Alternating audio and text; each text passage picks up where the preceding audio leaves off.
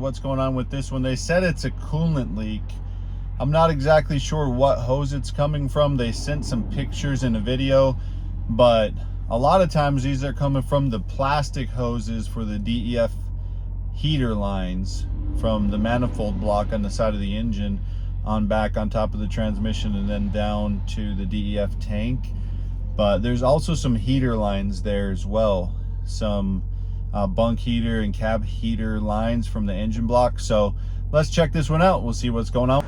I arrived on site, didn't know what to expect, but I quickly found that this hose chafed right in that spot, caused it to leak.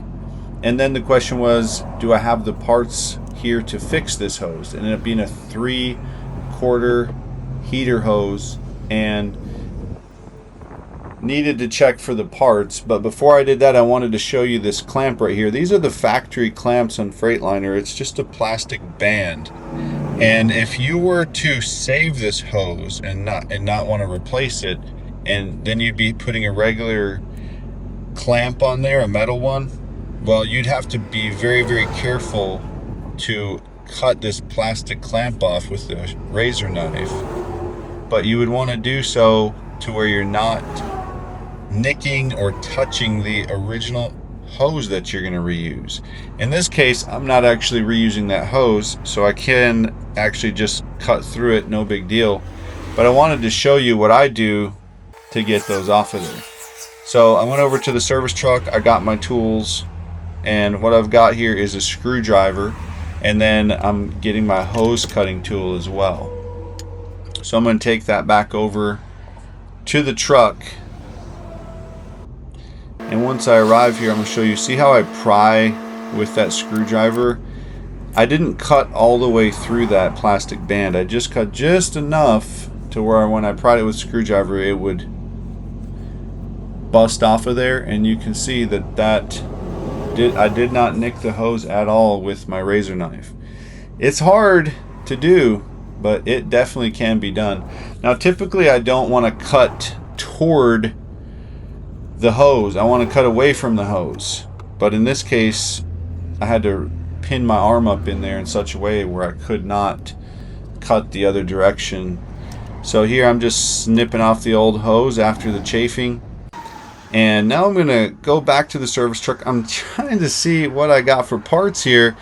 And sure enough, I've got a 3/4 coolant hose. I do like the blue style like that a lot better, in my opinion. They're more flexible and they work really well. And now I'm trying to see if I've got a fitting that I can connect. The customer, he was okay with just connecting a fitting and not having to replace the whole hose.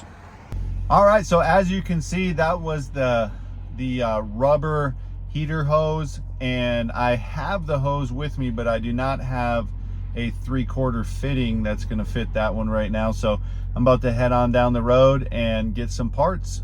All right, here we go. Heading out to pick up the fitting. I got to drive about 15 miles to get to the parts store, and I get it. I come back and I install the hose, and you can see right here. Right now I'm going to take and zip tie the original heat shielding back around this hose, because you can see if you don't use any kind of heat shielding, that you're going to have a problem, because that exhaust manifold is right there from the turbo, from the EGR.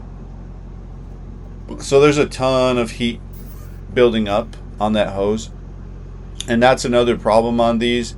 If you don't have heat shielding, it's going to blow that hose out pretty fast. So I'm using zip ties. I'm going to secure that heat shielding on that hose, and you can notice that I'm keeping the opening to the heat shielding skyward. Heat rises.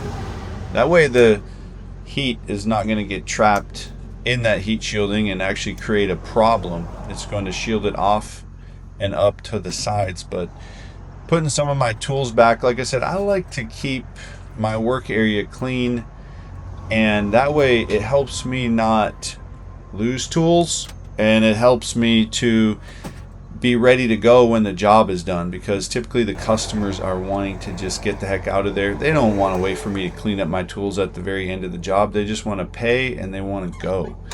So right here, I'm going to go ahead, put my lift gate down, which I'm super thankful to have a lift gate on my service truck. It definitely helps save my back.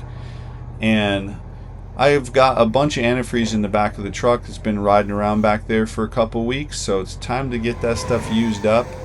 I also have extra antifreeze in the side toolboxes if I needed any more antifreeze. But in this case, I'm guessing it's going to be 6 to 7 gallons of antifreeze is what I will need to fix this truck.